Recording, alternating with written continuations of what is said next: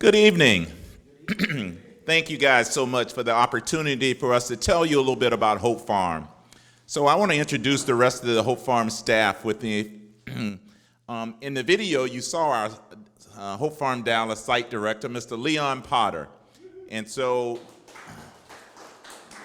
Tim, in 1998, Leon and I both drove out to Hope Farm the same day, actually, to see what was going on because our boss had told us to, and it just, the feeling never left. So I encourage each and every one of you guys, if you've never been to one of the Hope Farm sites, please come by for a visit and spend some time with some of the young men. It'll make a difference in your life, I tell you. Also, one of our program assistants is Mr. Cale Johnson. Mr. Cale is a recent graduate from Paul Quinn University, and you know, it does my heart good when you see young people who are interested in giving back to the younger generation, so to help preserve that generation. So thank you, Cale, for your contribution, and we're proud to have you on the team. So Hope Farm, some of you I haven't seen before, so you may not know a whole lot about Hope Farm. So Hope Farm is a leadership development program for boys with no fathers in the home and the single moms. And that's what makes us different. And so let me give you a little bit of history about Hope Farm. It was incorporated in December of 1990. In 1995, our two co-founders bought two abandoned, dilapidated crack houses at the corner of Evans and Ramsey Avenue, and transform that into a campus. In fact, when they first bought the two houses, he said the neighbors started laughing at them because the weeds were taller than the house. All right? And so between some hard labor and a lot of volunteers, they were able to transfer those homes. So in 1997, Hope Farm officially opened with their first class of boys. Now, how did all that begin? That began with a conversation between the two co-founders about a burden that weighed heavily upon their hearts. As two ex-law enforcement officers, they saw young African-American males being incarcerated over and over.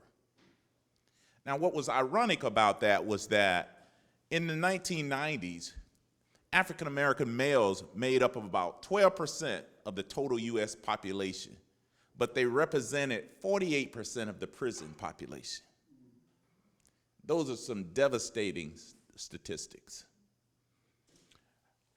So Mr. Crawford and Mr. Randall figured out that the common denominator between those young incarcerated males were lack of a father in the home.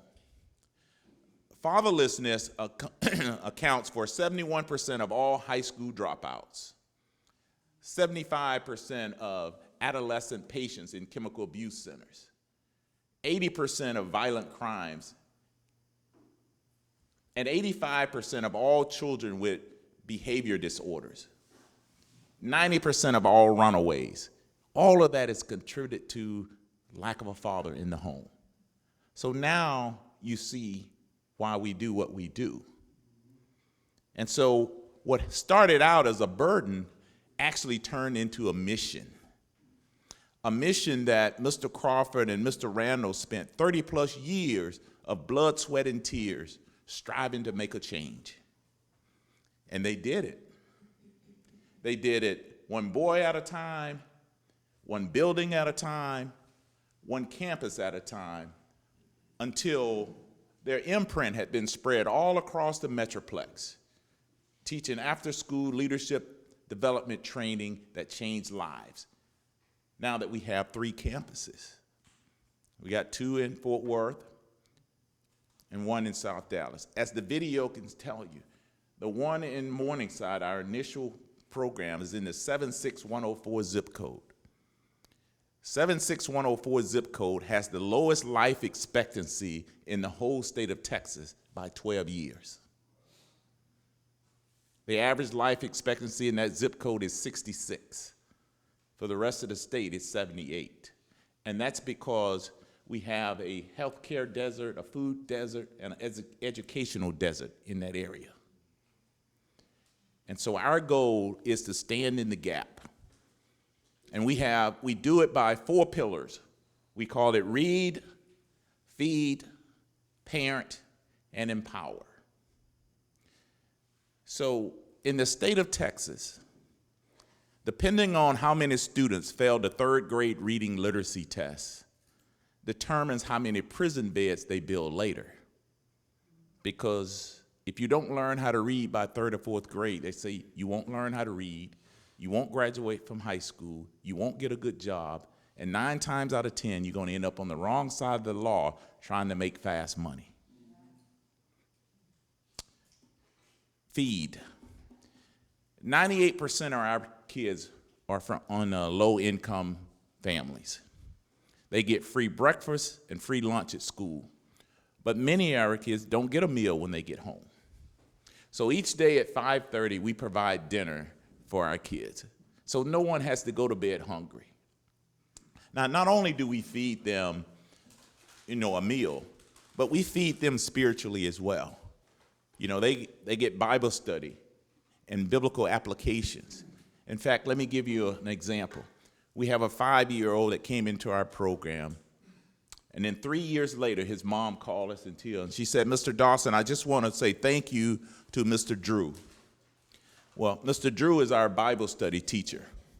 And she said, because the same Bible verses and biblical applications that he learns at Hope Farm, he comes home and he shares them with his older sister and me. And because of that, we're back in church. So this is an 8-year-old boy holding Bible study in his house. That's what Hope Farm is all about. Parents. This is what sets us apart from any other after-school leadership program.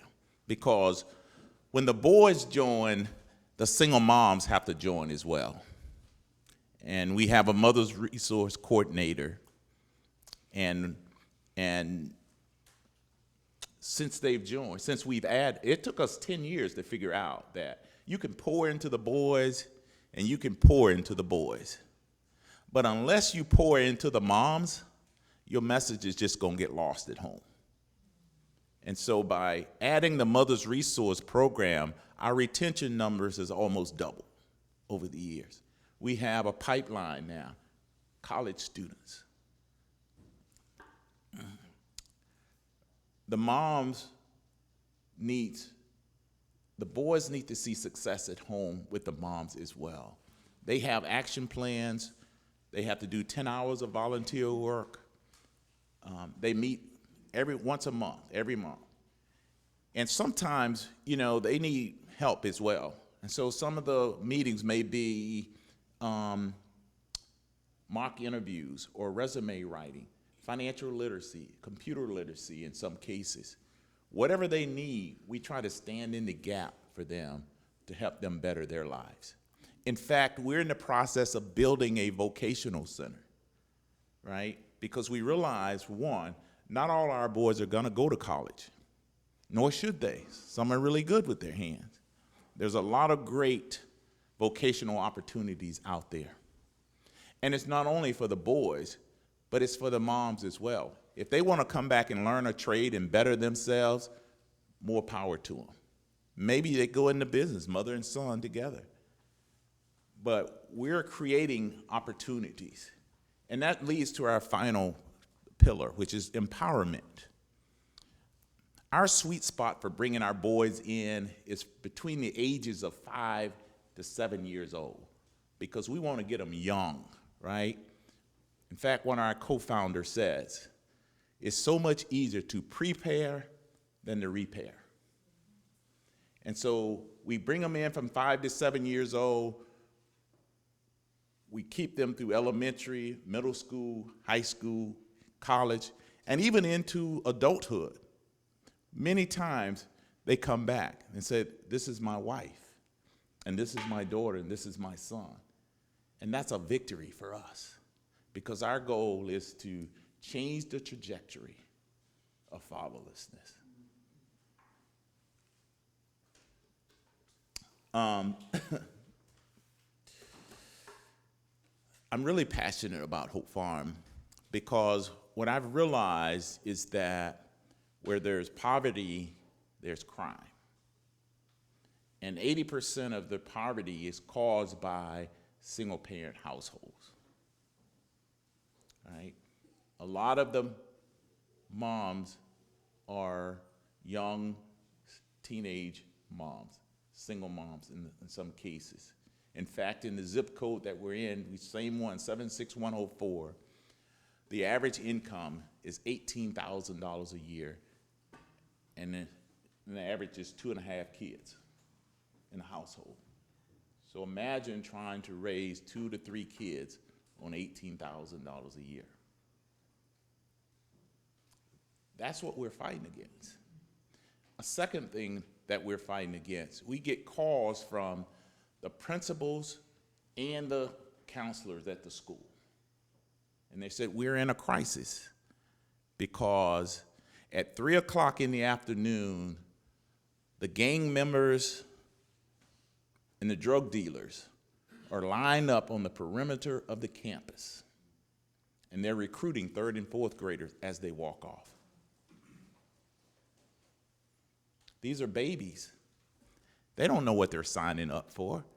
And you tell me an 8-year-old, 9-year-old who don't know where his next meal is coming from, if someone hands him a wad of 20s, is he gonna say no?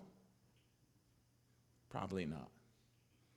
And so that's our goal. Our goal is to transform at-risk youth in the community into Christ-centered people of integrity.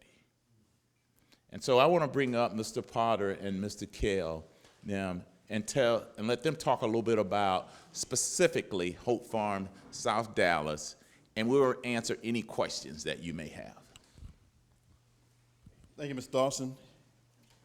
I'm not a long talker. I don't speak and say a whole lot, and I'm not used to talking. So if I go a little bit longer and I spend a couple hours, y'all can have to stop me in between and kind of let me know. Because I got a few stories, and I'll share a couple of them with you. Now, one, Mr. Blair, Ed, earlier, just a few minutes, he said something to me, and it kind of triggered something that I can kind of share with you. And actually, we had one of the individuals. He said long-term effect, right? That's what we all want. We want something that's going to impact someone long-term, right? What we do, what we say, how we interact, what we do to that individual that's going to make a difference to where they change the trajectory. We keep saying trajectory. It's going left or going right, right? Going right is the right way, but you have to have that spiritual influence so that they can know what the right way is. So part of that process is our daily Bible study. And like Sacher said, when you have that daily interaction with the boys, we want to say that we go deep as opposed to going wide. And what we mean by saying that is we don't want to have 300 boys in the program because they'll be in and out.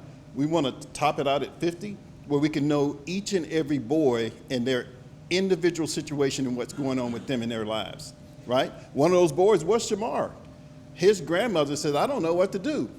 There's a difference between girls and boys. And it's not just gender. Boys, it takes a little bit more patience to get to that thick head of theirs, right? And that comes with consistency. When we say consistency, it's beating it into them every day, over and over and over. When I say no, I mean no. And I'll give an example of my son, right? And I raised my son, and he's not as hard-headed as I would have thought that he would have been. But I would tell my son something, and he would do it. I'd say one time, and he'd do it. My wife would tell him multiple times. Did she not mean it and I meant it? Or was it just me being forceful and saying what I meant and meant what I said, right? And I do the same thing with the boys at the center now. When Mr. Potter says no, don't ask me again, because the answer is going to be the same. Consistently, it's going to be no. And I weighed the ramifications. Now, one other thing, it's easier to change a no than it is to say yes and then change the yes, right? So I say no right off the bat first. And then later on, I may get soft and say, okay. And now, the other thing that I was thinking about when I was talking to Mr. Blair there is who? Who has been the influence in your life? We all got somebody that has been influential in our life, whether that's a teacher, whether that's someone that you idolized, whether that's someone that made an initial impact in your life to where that person could get to you when nobody else could. That might have been a dad, or it might even have been a mom. But that teacher, that person, that influence, and when we come to that person and they don't have any influence, but they can get it on the street, guess what the influence is going to be? Whatever they're getting on the street. And I keep going from place to place, but where we're located in South Dallas, as you come into the building, you're going to run into some things that you don't normally see in your neighborhood. And we explain that to the boys so that they can know. We're not trying to keep them away from their environment. We're trying to explain their environment. And when you go outside of their environment, you'll see the difference. And we teach that difference. We took some of the boys this past week to a gala. They had never been to a banquet before, right? So you have to teach the right etiquette. And so we teach that on a daily basis. What you do in-house, you expect outside of the home. Good behavior in-house means good behavior outside. If they don't have the same behavior here, don't take them outside because you're going to have that same thing, right? So we selected those boys and we brought them into the environment and we said, okay, this is what you're going to expect. You're going to get a waiter that provides you with a meal. This is what the meal is going to be. You're going to have, a table setting, and this is the order in which you eat, right? We already teach table etiquette at Hope Farm on a daily basis. But there's some other thing in this particular situation, banquet etiquette. So these are just some of the examples in which we do on a daily basis to teach as well as expect as far as behavior. Now, we have to kind of connect with the boys, and so I'm a little bit younger than this young man here. So, from time to time, it's a little balance. It's a little balance as it relates to, what we'll do and what we'll say.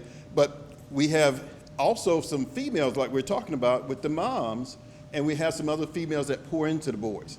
Believe it or not, some of the staff females, when they talk to the boys won't listen to them. And I'll step in the room, I'll say the same thing, and they'll just say, okay, Mr. Potter, right? Just like my son. One last thing, and I'll let you go. My wife, when she would give my son and daughter instructions, we had a little system. We would count. And she'd count 1, 2, 3, all the way up to about 20. And my son's still doing the same thing, right? I come in the room and I say, Brandon, I say 1, and the behavior would change. If I got to 2, discipline was going to be instituted. I never got to 3. Never did I get to 3. Because if I got to 2, that was to me, you've crossed the line, right? And I was moving toward, the consequences at 3, and then there was going to be consequences. There was no way out, right? So my point is, what is your expectation when you speak to the boys? And I teach that with the moms. Teach with consequences and expectations and what those behaviors should be. But don't go past the process of 10, 20, 30, and I would tell my wife, look, you need to just stop counting. He's not going to do what you said do. And even today, my son's 30 years old, and he'll come in the room. I said, Brandon, I said, can you take the trash out? And he keeps walking. I said, 1, he heads that way at 30 years old. I'm not too much older than that, but still, it works. Yeah, you had it when you was 10. But like I say, I could give you example after example after example of situations with the boys that just comes with consistency in working with them. And the other thing is just listening. I said last, but I'm kind of like a Baptist preacher. One last thing is kind of like the last word of the sermon. It extends past that. A mom just yesterday, and I hadn't had this conversation with Mr. Dawson. A mom just yesterday, she has 2 boys in the program, And one boy, the older boy that's not, and you had the conversation with Micah, and you asked Micah, why aren't you in the program? And he said, I've got all kinds of things I'm into as far as high school. I'm doing so many different things, I don't have time to go. He convinced his mom not to enroll him in Hope Farm is what happened. I said, okay, all right, fine. That's whatever we can do to help you. We want to assist and help you. We want to walk alongside you in rearing your sons, okay? 2 boys, 12 and 9 in the program now. No, sorry, 10, Amir is 10 and 12. 10 and 12. She called me yesterday. She says, Mr. Potter, you have a minute to talk? I said, absolutely. She says, I don't know what you did. They always start with that. I don't know what y'all did with the board. Dad's not in, the dad actually left and got strung out on drugs, and he's out on the streets. And she's raising her sons on her own, 3 sons. And Micah is 13, soon to be 14. And she says, I don't know what you did, but it's like night and day. They're not the same. They're not the same. They're well behaved. They say yes, ma'am, and yes, sir. And, you know, they say prayers at night and at dinner. I said, are they making up their bed? She says, yeah, I'm not. I said, I'll work on that. I'll work on that with you. Okay. We don't teach that. Not yet. So, but I'll work on it with you. You tell me what we can help and assist with, and we'll see what we can do to kind of help. But she says, I don't know. They weren't like that when they came to Hope Farm. So I don't know what now we don't have no magic wand. We don't have no, we're not militaristic to where we're doing drills every day, right? But we're being consistent with what our expectations are when we work with the boys. And she says, can I ask you, she says, Micah, he's starting to say things back to me, and I'm starting to hear, him talk on his breath. It used to be talking on his breath. Now he's talking out loud with his mouth open in front of me. And she says, it's just so frustrating because he was such a good boy, but I don't know what I need to do. And I start saying some things to her. She says, have you been listening in on our conversation? I said, no, he's a teenager. It's normal for a boy to be obstinate to a parent. I said, but are you being consistent when you tell him no? She says, no. I said, okay. I said, are you being very explicit when you give him instructions? She says, I said, okay. I said, tell you what, let's do. Bring him to Hope Farm tomorrow. It's too late in the school year, but let's just have a conversation, you, me, and him. And I'll let you see how he responds to me when we have a conversation. And I'll give you some things that you can work on with him in front of him to use as tools when you go back, right? During the summer, what I'd like for you to do, because we started a Boy Scout troop at Hope Farm. So I'd like for you to enroll him in Boy Scout, and then in the fall, I'd like for you to enroll him into Hope Farm. Don't tell him you're gonna put him in Hope Farm, because he knows what his brothers are doing. So he's gonna be resistant to that. That's coming. Boy Scouts, we're gonna start. Hope Farm, we're gonna create the process going forward, right? And I'll work with you. It's always working with you, not me doing anything other than working with you, because you make the choices, but we'll give you some direction. But those are just examples of some of the things that we can do and we can accomplish in nonprofits, and it's having that faith in what you do. But I tell you, when Sacher and I first was, he alluded to the conversation that we went to Hope Farm to visit. Our boss told us to go see Mr. Sloan. He says, hey, you guys go over there. But he had the heart of service, and he knew that boards of color we were both vice presidents at Citibank. And so we had many years of success, and he wanted them to see people of color that were successful to where you can do the same thing, but you have to have a little bit of push and ambition in what you do. And so we went with the intent of just being volunteers, and now we're, the next piece of the process. And God took over. Yeah. So I've enjoyed it from that point on and still do, because I enjoy it just like I do now here, just having conversation with the boards. Now, they don't know that the conversation is going to be where I want it to go, but that's the part in the process that is, everyone is different and everyone has a challenge, and I really enjoy it. So I've taken up all of Kel's time, so I'm going to reclaim his time and give it back to Mr. Dawson. Now, we'll give Kel a few minutes. Kel, why don't you tell them, where you graduated from, what your major is, and what you like about Hope Farm? So like it was stated earlier, my name is Mikhail Johnson. I've graduated from Paul Quinn College, now known as Paul Quinn University, in 2024, this past May, so it has been 1 year now.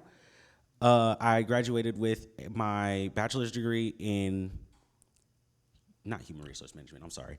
I majored in business management with a focus in entrepreneurship. I'm currently attending the University of Texas at Arlington, where I am studying to become a human resource manager that bridges the gap between employees and their managers.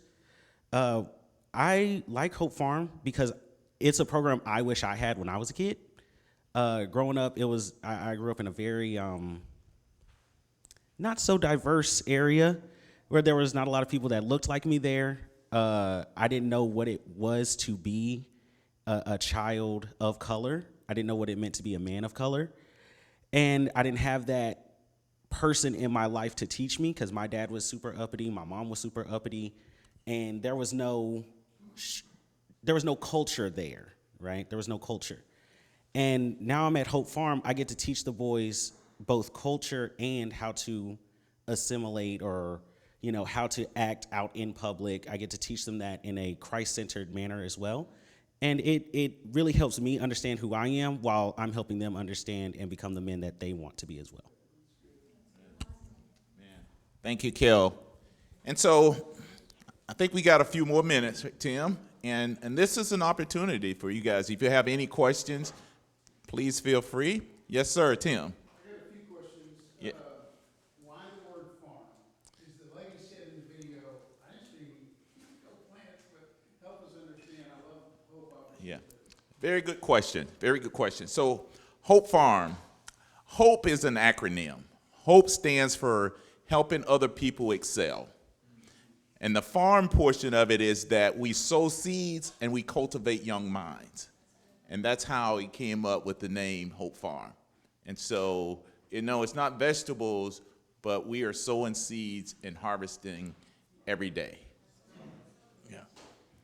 Yes, ma'am. Where do you guys send or just, I don't know, kind of gear students who don't meet your criteria you come across? Yeah, so that's a really good question, and that's really hard for us because we do get in fact, you saw one of the young men in the video, he's on the spectrum. Actually, he has autism. And we really struggled with bringing him into the program because we didn't have the resources to really handle that. But God led our hearts to bring him in anyway. So when he first came in, all Knox did was play with the train set. But last week we had a gala. And at our gala, the silent auction was that people were bidding on arts that the kids did. And his art was far and above everybody else's. He can draw like nobody's business. In fact, he's already about to be in a book already. And so part of it is that if we don't have the resources, now a lot of times we have a lot of partners that can handle that, right? We partner with different organizations. We have a full-time counselor that we work with. And we've got some of the different hospitals and mental health, mental wellness, different types of things. So we're continuing, to answer your question, we continue to spread our net. So if we actually happen to meet someone that does not fit our criteria, we try to refer them to a resource that can help them. And so, if you had a 10-year-old? So a 10-year-old, we still would take some boys over 7 years old. It's a case-by-case basis. So we would have an interview with them, depending on what that situation is, because sometimes they just moved in from another state. That would make sense. Or they had a dad, but the dad died recently. That would be something that we would take in. So it's after a certain age, it's a case-by-case basis. But if we didn't take them in, it would be because we didn't have the resources or they didn't fit our program. Now, 15-year-old, we probably wouldn't. because by the time we turn them, he'll be graduating. Yeah. Yes, sir. Tim. So take us through a typical day at Oak Farm. And the second part of the question is how do kids get in? Okay, perfect. So a typical day for Hope Farm is that, so we're an after-school program. So generally, it starts at 3. And we have 10 routes within our system. So at 2 o'clock, all the drivers line up, have prayer, and they head out to their different routes. So when the kids get out of school, we're waiting for them. They get on the bus. We transport them back to our facility, and then we start a structured program. That structured program consists of Bible study, reading lab time, help with homework, organized rec, music, and then sometimes during the week there'll be other activities that are designed for face-to-face mentoring. At 5:30 each afternoon, then we have dinner. And then so at 6 p.m., the moms come to pick up the elementary students. And then at 7 p.m., they come and pick up the middle school, high schoolers, because they get out at different times. And so the rotations can go clockwise or counterclockwise, depending on what time they get there. Now, for the staff, during the day, while they're waiting for the boys to come, they're actually looking at their portals. So we get access to their school portals. We can see their grades, we can see their homework, we can see their conduct. And so they're looking at it and just to see who we need to talk to when they walk in the door, or they're going to the schools having lunch and conversation with the teachers or the counselor there. How do kids get in? Yeah, so we have a lot of different recruiting grounds. So right now, the good thing about Hope Farm, we have a really good reputation in the neighborhoods. So a lot of it is word of mouth, just like Ms. Brandy said in the video there. It was a friend, another lady who had a kid in the program who referred her to Hope Farm. So a lot of it is referral. 2, the principals and guys and counselors refer a lot to them because they see the difference with the kids that are in their program, that are in their schools. So whenever they see another kid that needs some help, they would immediately refer that to the mom and try to get them in. Thirdly, we go to a lot of the open houses and PTA meetings as well. Fourthly, we have a basketball clinic, spring break, every year. And so it's open to the community. We get a chance for 2 days to look at who are some good potential people to go into our program. And finally, summer camp for the whole month of June is open to the community as well, and that's a probing ground for us. Yes, sir. Do you ever need to have residential for any of the Yeah, very seldom do we have a need for residential. So I'll give you an example. Last year in December, I never forget, it was December 19th. I think December 19th was probably the coldest day of the year. And so finally, one of the moms broke down and said, we've been living out of our car, and it's going to freeze tonight, and I'm afraid, so we have nowhere to go. And so with that, we did call ACH, which All Children Hospital. They actually do have some bedding, and Union Gospel sometimes have some beds as well. But in that particular case, we just had to put her up in a hotel for a week until she could process in one of those areas that actually have boarding. Go ahead. Yes. And also, is the mom's resource thing, is that a requirement from the moms who put their kids in? Yes, they have to agree to be part of the Mother's Resource Program in order to come into the program, because if it's not holistic, it's not going to work. Yeah. One quick thing too, and you may ask, what's the cost? We charge, or there's $100 per year cost. And there's a difference. When we didn't charge $100 per year, our recidivism rate was lower because it was a giveaway program. But when you put something into it, even though it's minimal and it's minuscule, as far as $50 a semester, then there's something that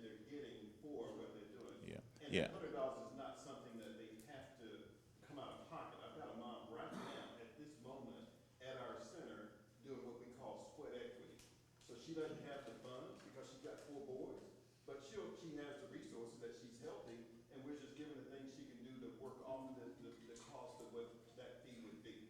Right. So but she's getting something because she's getting something in return. Yeah. I mean, that's real life, is that some of the moms, even though it's only $100 a year, some of them have difficult paying that $100. But you got to have skin in the game in order for them to buy in. Yes, ma'am. So do you have geographical boundaries as to how far out these kids can come from? Yeah, that's a very good question. So we don't have boundaries, but we only pick up within a 5-mile radius of the schools. But some of the parents who live out further than 5 miles will go to the schools and pick their kids up and bring them in the afternoon and then come back and get them at a later date. In fact, we've had one parent came from Waxahachie because she saw the need in the program.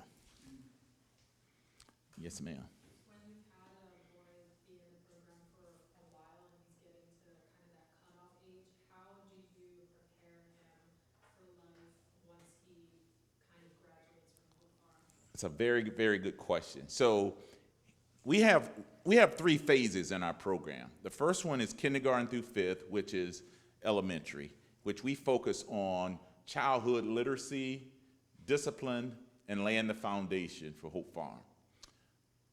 Middle school, 6th through 8th, we focus on core competency development, such as public speaking, financial literacy, critical thinking. We introduce them to vocational activities. And then as high school, 9th through 12th, we focus on career assessment. And so that's when we determine if they're on an academic track or a vocational track. And so 97% of the kids in our program graduate from high school. And so when they graduate from high school, they got 3 ways they can go.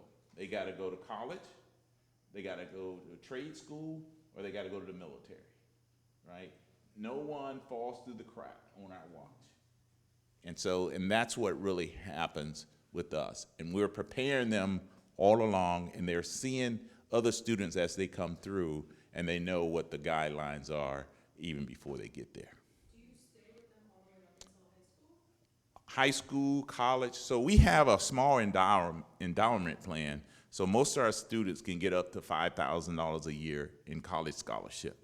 And so, believe it or not, a lot of them said, we could get a job at college where we're at, but they come and work for us in the summer, at summer camps, because they want to give back to some of the younger kids. So we stay with them all the way through college. If they got a college graduation, we're there. And even into adulthood, like I said, it's so pleasing when some of them come back and say, this is my wife, and this is my daughter, and this is my child, and they're married. And so they become alumni. So a lot of times we never lose contact with them. Some of them we do because life happens. Yeah. Yes, sir. It's kind of 2 questions. So the mom has to sign up. Do the boys have to want to be there, or how do you, if they don't, how do you deal with kids that are not buying in, don't want to be there, aren't participating? How do you kind of try and counteract that? Yeah, so the boys don't have to want to be there, right? The parents have to want to be there, because if the parents have buy-in, the kids will come around. But it won't happen the opposite way around, right? And so kids don't know what they need yet. And so obviously, if you give a kid a chance to have no structure versus structure, 9 times out of 10, they're going to choose no structure. And structure is hard. There's so in fact, our boys, it takes about 6 months for you to see the turn. And there's nothing more amazing. I worked in corporate America for 34 years. The last 17 with Fannie Mae. And we did some tremendous work in the mortgage industry. But there's nothing more gratifying when you see a kid come into the program and his head is down, he has no hope, And then 6 months later, you see them, they're saying, yes, ma'am, and yes, sir. And they're pulling out chairs and opening doors, you know, and you can see the turn. There's nothing more gratifying than that. Yeah.